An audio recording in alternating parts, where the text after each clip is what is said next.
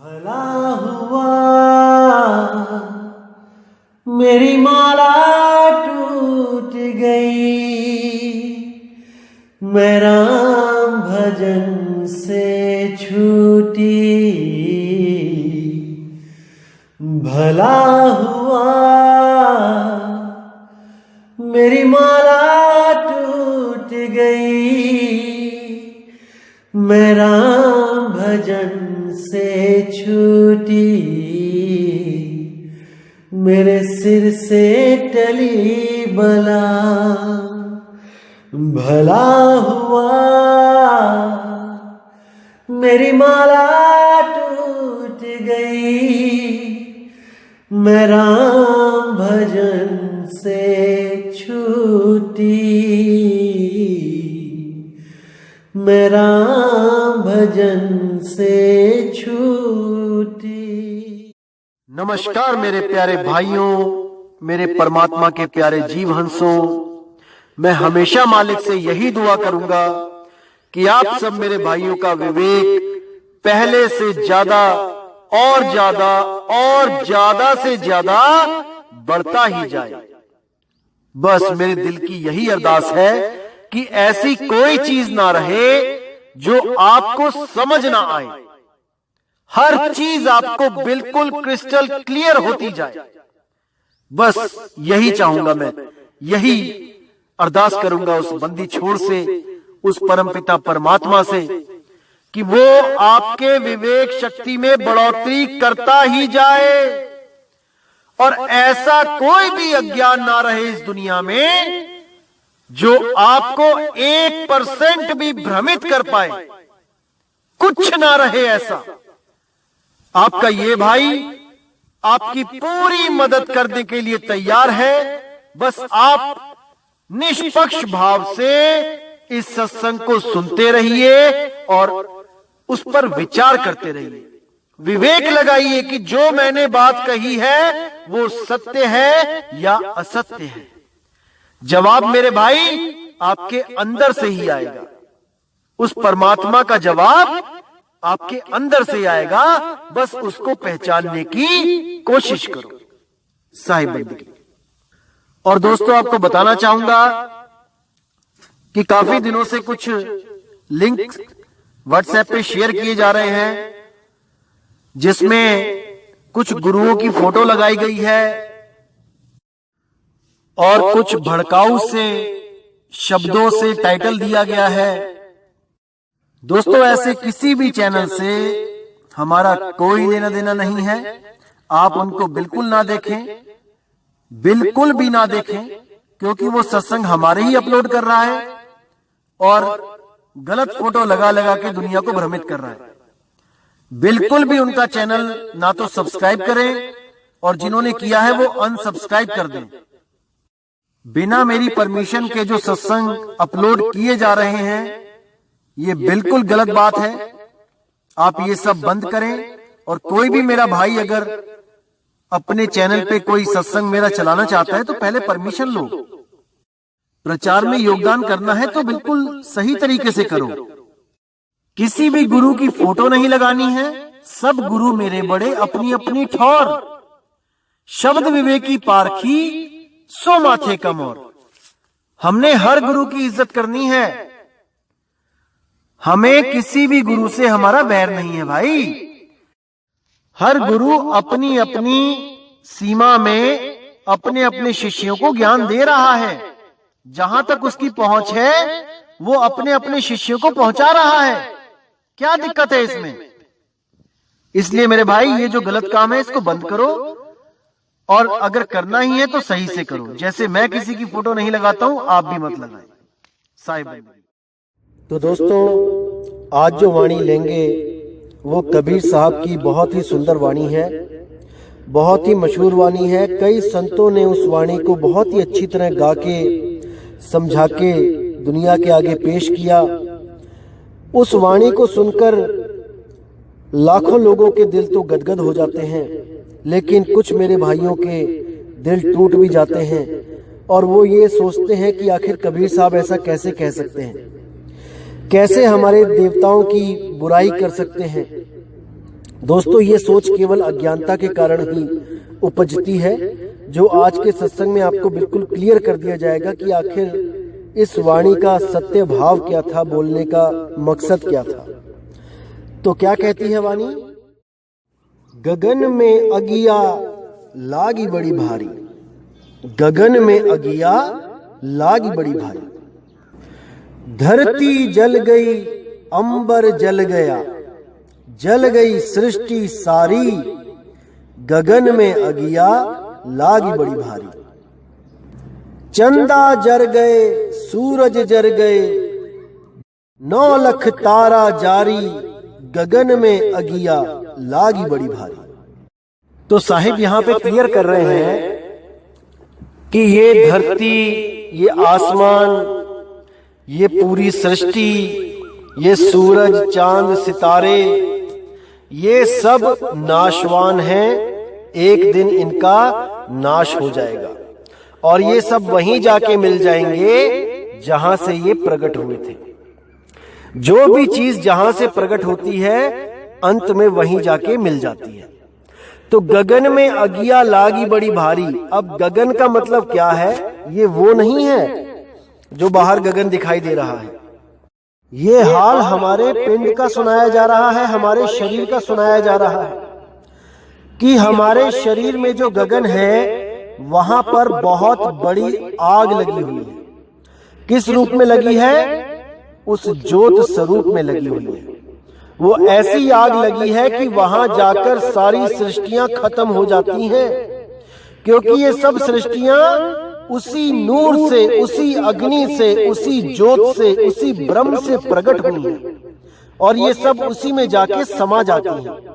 अगर आपने इन सृष्टियों में अपना घर समझ लिया है तो वो एक दिन नाश होगा, आपको ठिकाना नहीं मिलेगा। इसलिए आपको एक ऐसा मजबूत घर ढूंढना चाहिए, पक्का घर, पक्का ठिकाना ढूंढना चाहिए, जो सृष्टि नाश होने के बाद भी जिसका नाश नहीं होता, जो अजर अमर अविनाशी अखंड है, जो एक रस है, वो कभी बदलता नहीं, वो कभी आता जाता नहीं। क्योंकि ये सारी सृष्टियां उसी ज्योत से प्रकट होती हैं, उसी प्रकाश से प्रकट होती हैं, जिसके लिए बोला है अव्वल अल्लाह नूर उपाया, कुदरत के सब बंदे, एक नूर ते सब जग उपजिया, कौन भले कौन मंदे। अब अल्लाह और नूर, इन दोनों को जो समझ जाता है वो कभी कंफ्यूज नहीं होता अल्लाह और नूर के बीच में। नूर जड़ है और अल्लाह चेतन है, इसमें कोई दो राय संशय नहीं रह जाता। जो प्रकाश दिख रहा है वो जड़ है और जो उसको देख रहा है वो चेतन स्वरूप है। इसी को जानने भर से मोक्ष का ज्ञान, मुक्ति का ज्ञान प्राप्त हो जाता है। तो आगे साहिब कहते हैं, ब्रह्मा जरी गए, विष्णु जरी गए, जर गए शिव त्रिपुरारी, गगन में अगिया लागी बड़ी भारी। अब इन लाइनों को सुनने के बाद कई लोगों का दिल टूट जाता है, जो ब्रह्मा विष्णु और महेश जी की साधना करते हैं, उनकी भक्ति करते हैं, उनको भगवान मान के बैठे हैं, उनको परमात्मा मान के बैठे हैं, उनका दिल टूट जाता है। लेकिन मेरे भाई, कबीर साहब किसी का दिल तोड़ने नहीं आए। उनके भावों को जिस दिन आप समझ जाओगे उस दिन आप पूरा यकीन कर लोगे कि वो केवल सत्य और केवल सत्य ही बताने आते हैं। यहां पर उन्होंने इशारा किया है कि ब्रह्मा विष्णु महेश, ये जो तीनों भक्ति में लीन थे, तब इन्होंने अपनी सुरति को उस ज्योत में जोड़ दिया। उस ज्योति निरंजन, उस त्रिकालदर्शी भगवान, वो ब्रह्म स्वरूप, उसके साथ अपनी सुरति को जोड़ दिया और वो उसका पार नहीं पा पाए, उसका अंत वो नहीं लग पाए। जैसे आप शिव महापुराण पढ़ेंगे, जहां पर विष्णु जी और ब्रह्मा जी की आपस में मतभेद हो जाता है कि तू बड़ा कि मैं बड़ा, तब वहां पर उनका झगड़ा खत्म करने के लिए सदाशिव भगवान एक ज्योत स्वरूप में अखंड ज्योत स्वरूप में आसमान से लेके पाताल तक एक ज्योत प्रकट कर देते हैं शिवलिंग के रूप में, और ब्रह्मा और विष्णु जी उसका अंत नहीं पा पाते। विष्णु जी ऊपर की तरफ जाते हैं, ब्रह्मा जी नीचे की तरफ जाते हैं, लेकिन इसका अंत नहीं मिलता। और उसी ज्योत को सत्य मानकर वो दोनों ही अपना अनमोल जीवन व्यर्थ कर देते हैं।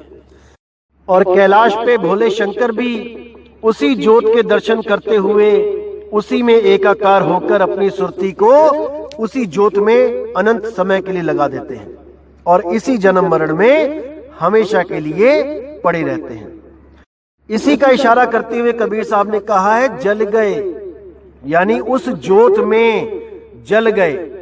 जैसे एक पतंगा उड़ता आता है और ज्योत में जल जाता है, प्रकाश को सत्य मानकर सुखदाई मानकर उसकी तरफ लपकता है और वही उसके नाश का कारण बन जाता है, वही ज्योत। तो इसी तरह साहिब जी आगे कहते हैं, राम भी जल गए लक्ष्मण जल गए किसन मुरारी, गगन में अगिया लागी बड़ी भारी। तो यहां पर भी वो इशारा कर रहे हैं कि राम जी लक्ष्मण जी जिन गुरुओं की शरण में थे, जिन गुरुओं ने उनको ज्ञान दिया, कृष्ण जी को जिस गुरु ने ज्ञान दिया, वो गुरु स्वयं ब्रह्म ज्ञानी थे, वो पार ब्रह्म ज्ञान को नहीं जानते थे। इसलिए उन्होंने राम जी, लक्ष्मण जी और कृष्ण जी को केवल और केवल ब्रह्म ज्ञान के साथ जोड़ा, उस परम ज्योत के साथ जोड़ा, और वो तीनों ही उस ज्योत को सर्वे सर्वा मानते हुए अपने इस अनमोल जीवन को नष्ट करके चले गए। अब कई मेरे भाइयों के मन में संशय आता है कि कृष्ण जी ने तो गीता में आत्मज्ञान दिया है, आत्मा के ऊपर इतना कुछ बोला है, तो वो स्वयं क्यों नहीं जान पाए? मेरे भाइयों, आप अनुराग सागर पढ़ेंगे तब आपको उसमें बिल्कुल स्पष्ट लिखा दिखाई देगा कि कैसे कबीर साहब जब पहली बार इस दुनिया में आए जीवों को जगाने, तो सबसे पहले ब्रह्मा विष्णु और महेश जी के पास गए और उन्होंने उनको सत्य ज्ञान देने की पूरी कोशिश करी। ब्रह्मा जी को समझाया, विष्णु जी को समझाया। ब्रह्मा जी तो समझ भी रहे थे, लेकिन तभी क्या हुआ, इस काल निरंजन इस मन ने उनके शरीर के अंदर ही मस्तिष्क में घंटे की आवाज सुना दी। वो ऐसी घंटे की आवाज सुनाई कि वो ब्रह्मा जी वहीं भ्रमित हो गए और उन्होंने कबीर साहब की वाणी को सत्य मानने से इनकार कर दिया। और जो विष्णु जी थे उन्होंने बड़ी लगन से सुना, कबीर साहब ने पूरा ज्ञान उनको समझाया, उनको पूरी कोशिश करी बताने की, लेकिन वो जो ओहदा उनको मिला था, जो गद्दी मिली थी, जो माता ने उनको आशीर्वाद दे रखे थे कि तेरी पूजा इस जगत में होगी, सबसे बड़ा देव तू ही गिना जाएगा, तो उस ओहदे के चक्कर में उन्होंने कबीर साहब के ज्ञान को नहीं माना और इस तीन लोक में भगवान कहलाने के लिए उन्होंने अपना जन्म बर्बाद करवा दिया। और शंकर जी आप उनको देखिए, तो उन्होंने तो ज्ञान को सुना तक नहीं और केवल माता से ये अरदास करते रहे कि मुझे कैसे भी अमर कर दो, मैं अमर होना चाहता हूं। तो जिन लोगों की अपनी सुरती शरीर से जुड़ी है, शरीरों के लाभ से जुड़ी है, वो मुक्ति के ज्ञान को क्या समझेंगे? लेकिन ये दिव्य आत्माएं होती हैं, ये योगी पुरुष होते हैं, इसलिए इनको जन्मों जन्मों का हिसाब किताब याद रहता है। जैसे अर्जुन को गीता में बोला भी है कि हे अर्जुन, तेरे और मेरे अनंत जन्म हो चुके हैं, लेकिन तू उन जन्मों को भूल जाता है और मुझे सदैव याद रहते हैं। तो कबीर साहब के साथ जो भी वार्ता हुई है विष्णु जी की, वो उनको याद है और वही उन्होंने गीता में अध्याय 2 में बताने की कोशिश भी करी। लेकिन अगर उनके पास पूर्ण ज्ञान होता तो वो अर्जुन को कदापि ना कहते कि मेरा मंत्र ओम है, तू ओम की साधना कर, ओम का जाप कर। जब उन्होंने तीसरे अध्याय में ये क्लियर कर दिया कि आत्म स्वरूप को जानने वाला व्यक्ति पूर्ण हो जाता है, उसके लिए कोई भी कार्य निमित्त नहीं रहता, कोई भी मंत्र साधना करने की जरूरत नहीं रहती, यहाँ तक कि वो किसी पर भी निर्भर नहीं रहता। तो उनको क्लियर कर देना चाहिए था कि आत्मज्ञान ही सर्वश्रेष्ठ ज्ञान है।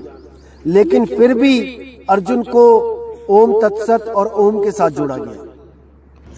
और भी नाना प्रकार की योगिक क्रियाएं, जैसे नाक की कुंडली में ध्यान लगाना, त्रिकुटी में ध्यान लगाना और जाने क्या क्या प्रक्रिया बताई।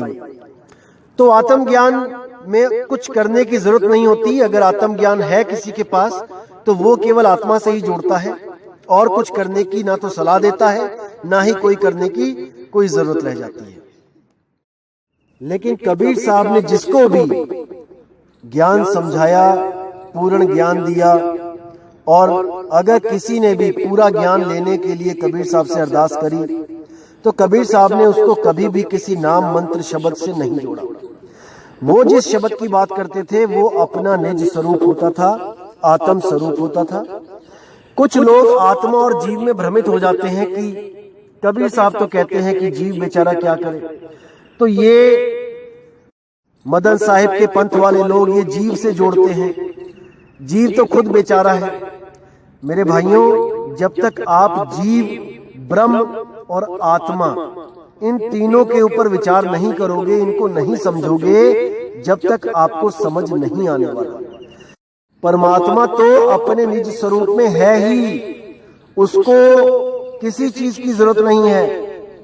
हम जीव हैं, हमें आत्मज्ञान चाहिए ताकि हम भी उस परमात्मा के रूप को प्राप्त कर सकें, उस सत्य रूप को प्राप्त कर सकें।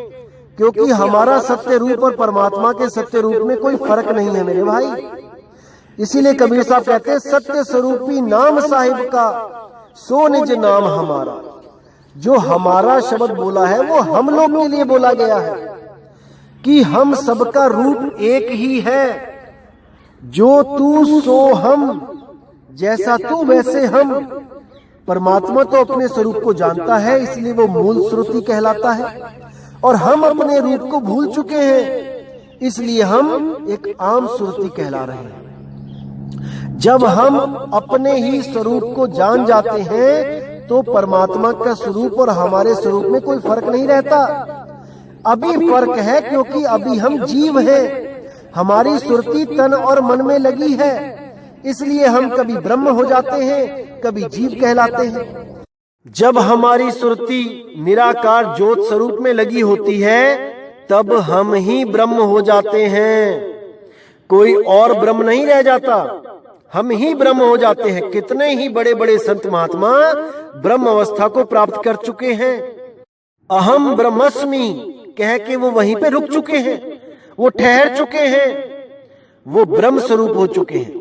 लेकिन जब सृष्टि का समय आता है तो यही ब्रह्म स्वरूप एक शारीरिक सृष्टि पैदा करता है और तब हमारी सुरती ब्रह्म स्वरूप से गिर जाती है। और हम जब तन में आ जाते हैं और 10 इंद्रियों के कंट्रोल में हो जाते हैं तब हम ही जीव कहलाते हैं, वही सुरती जीव कहलाती है। लेकिन जब वही सुरती जीव और ब्रह्म की अवस्था को पार करके पीव अवस्था यानी आत्म अवस्था शुद्ध चेतन स्वरूप में जब स्थित हो जाती है तो वही पीव कहलाती है, पार ब्रह्म कहलाती है, नी अक्षर कहलाती है, निज स्वरूपी कहलाती है। वही निज धाम है सुरती का। फिर वो आती जाती नहीं है, क्योंकि एक बार जो गलती हो गई है दोबारा वो गलती कभी नहीं करती है, क्योंकि वो चेतन है, वो अचेत नहीं रहती भाई। इसी को समझना है। तो साहिब कहते कहे कबीर सोई जन बच गए जिन शब्द में सुरत संभारी। जो उस ज्योत स्वरूपी से अपनी सुरती को हटा देते हैं, इंगला पिंगला सुषमना में नहीं जाते हैं और सीधे शब्द की साधना करते हैं जो इस देही से परे है, जो इस शरीर से न्यारा है, इस शरीर में नहीं है। जो चीज शरीर में नहीं है उसको ढूंढने के लिए शरीर में जाना मूर्खता है। अगर आप इंगला पिंगला सुषमना में जा रहे हो तब आप उस चीज को ढूंढने के लिए जा रहे हो जो शरीरों में है। जब वो शरीरों में काया में है ही नहीं, काया से न्यारा है, तब आप क्या करोगे मेरे भाई उस काया में जाके? तब आपको केवल वो गुरु चाहिए जो आपको उस निज स्वरूप का भेद बता सके, आपकी सुरती को उस निज स्वरूप से जोड़ सके। तो आपने केवल उस भेद को प्राप्त करना है, उस भेद के द्वारा अपनी सुरती को उस शब्द में लगाना है जो शब्द निरंतर है, जो आता जाता नहीं है, जो बोलने लिखने पढ़ने में भी नहीं आता, जो किसी भाषा का गुलाम नहीं है। उस शब्द से जब आप जुड़ जाओगे तब आप इस ज्योति निरंजन काल से, इस ज्योत स्वरूपी काल से, इस निराकार ब्रह्म से, इस निर्गुण माया से, इन 3 गुणों से हमेशा के लिए पार हो जाओगे, हमेशा के लिए मुक्त हो जाओगे। उसके बाद आपका आना जाना सदा के लिए समाप्त। अब ना कहीं जाना ना कहीं आना, आपे में आप समाना। तो इस अवस्था को प्राप्त करके हमेशा के लिए जन्म और मरण समाप्त हो जाते हैं, क्योंकि सारा खेल सुरती का है। अगर सुरती सही जगह लग गई तो मेरे भाई, इस दुनिया में ऐसा कोई नहीं जो आपको दोबारा गर्भ में डाल सके। और अगर सुरती सही जगह नहीं लगी तो मेरे भाई, आपको ऐसा कोई नहीं है जो दोबारा जन्म में आने से रोक सके। इसलिए सारा खेल सुरती का है। सुरती समाये शब्द में, वाको काल न खाए, जाप मरे अजपा मरे, अनहद भी मर जाए। तो उसी शब्द को जानना है, उसी शब्द को प्राप्त करना है जो 5 तत्व 3 गुण 25 प्रकृतियों से न्यारा है, जो सदा सदा के लिए आपके पास है, लेकिन आप उसको प्राप्त नहीं कर पा रहे हो, केवल और केवल भेदी गुरु के ना होने के कारण। जो भी गुरु आपको मिलते हैं वो सब कोई मंत्र साधना, कोई तंत्र साधना, कोई पत्थरों की पूजा, कोई नदियों में स्नान, कोई व्रत पूजा पाठ और पता नहीं क्या क्या करवा के आपकी सुरती को भटका देते हैं, जबकि सुरती केवल और केवल शब्द में लगी होनी चाहिए, उस शब्द गुरु में लगी होनी चाहिए। और वो शब्द गुरु सबका एक है, वो हर धर्म का एक है, हर जात का एक है, हर तबके का एक है, वो अलग अलग नहीं है भाई, वो सबका एक ही है। तो भाइयों, जब भी आपको लगे कि आपने कोई ऐसा गुरु धारण कर लिया है जो आपको 52 अक्षरों का नाम देता है, चाहे वो सतनाम ही क्यों ना जपवा रहा हो, सतनाम सतनाम सतनाम ही क्यों ना मन में जपवा रहा हो, चाहे वो कोई 5 नाम ज्योत निरंजन ओंकार लारंकार सोहंग सतनाम ये क्यों ना जपवा रहा हो, चाहे वो श्वासों में सोहंग क्यों ना जपवा रहा हो, चाहे वो श्वासों में मैं ही क्यों ना जपवा रहा हो, चाहे वो श्वासों में मैं तू क्यों ना जपवा रहा हो, चाहे वो श्वासों में ओम सोहम क्यों ना जपवा रहा हो, चाहे वो श्वासों में सतगुरु सतनाम क्यों ना जपवा रहा हो, चाहे वो श्वासों में ओशो क्यों ना जपवा रहा हो, चाहे वो श्वासों में ओहंग क्यों ना जपवा रहा हो, चाहे वो श्वासों में कोहम क्यों ना जपवा रहा हो, चाहे वो श्वासों में वाहेगुरु क्यों ना जपवा रहा हो, चाहे वो श्वासों में अल्लाहू क्यों ना जपवा रहा हो, चाहे वो सतपुरुष अकाल मूर्त शब्द स्वरूपी राम ही क्यों ना जपवा रहा हो, चाहे वो ओम नमः भागवते वासुदेवाय क्यों ना जपवा रहा हो, चाहे वो हरे कृष्णा हरे राम क्यों ना जपवा रहा हो, चाहे वो किसी भी शिष्य के कान में फूंक मार के धू शब्द से ही क्यों ना जोड़ रहा हो, चाहे कोई स्वयंभू आत्मज्ञानी अध्यान में ध्यान लगाने को क्यों ना बोल रहा हो, दोस्तों इनको तत्काल त्याग देना चाहिए, तत्काल, क्योंकि आपका जीवन इतना सस्ता नहीं है कि आप इन नकली नामों के द्वारा अपने जीवन को बर्बाद करो। दोस्तों, कबीर साहब की एक एक वाणी पर विचार करो और उसको समझो कि उसका सार क्या है। लोग उनकी वाणी को पढ़ते तो हैं लेकिन समझ नहीं पाते, इसीलिए धोखा खा जाते हैं। तो भाइयों, आगे से ये शब्द कभी भी सुनेंगे आप तो इसके सार को जरूर जान के समझ के उस वाणी को सुनिएगा, ताकि आपको गुस्सा ना आए और जो असलियत है उसको स्वीकार करें, जो असलियत है उसको निसंकोच होकर स्वीकार करें। अगर आपको यकीन नहीं है तो आप दोबारा ग्रंथ पढ़ें, आप शिव महापुराण पढ़ें, आप गरुड़ पुराण पढ़ें, देखिए कि वहां पर परमात्मा किसको सिद्ध किया गया है। आप गीता दोबारा पढ़ें और देखिए कि क्या बताया गया है। कबीर साहब कभी गलत नहीं बोलते भाई, वो सार की वाणी बोलते हैं। उनकी हर वाणी में सार छुपा है, लेकिन उस सार को पकड़ने वाला, उस सार को जानने वाला गुरु इस दुनिया में बहुत दुर्लभ है। सभी उनकी वाणियां लेते हैं, लेकिन उनकी वाणियों के सार को कोई नहीं समझ पाता। सभी केवल भ्रमित करके इस दुनिया से चले जाते हैं और आपका जन्म हमेशा के लिए खराब करके चले जाते हैं। इसलिए मेरे भाइयों, आपने पक्षपात बिल्कुल नहीं करना है। आपने हर वाणी को बड़े गहराई से समझना है और सत्य को हमेशा अपने सामने रखना है, अपना लक्ष्य बनाना है, ना कि किसी गुरु को अपना लक्ष्य बनाना है। अगर आपने कोई गुरु धारण कर लिया है और वो सत्य को नहीं समझा पा रहा है, सत्य के साथ नहीं जोड़ पा रहा है, तो पक्षपात बिल्कुल ना करें, क्योंकि हम यहाँ कोई गुरु शौकीनी तौर से बनाने नहीं आए हैं कि हमारा कोई शौक है। हम केवल सत्य को प्राप्त करने के लिए गुरु को धारण करते हैं। अगर वो गुरु सत्य नहीं दे पा रहा है तो निसंकोच होकर उस गुरु को त्यागिए और सत्य गुरु को अपने जीवन में धारण करिए। उस गुरु को धारण करिए जो आपको सत्य बताने में समर्थ है, क्योंकि हमारा लक्ष्य गुरु बनाना नहीं है।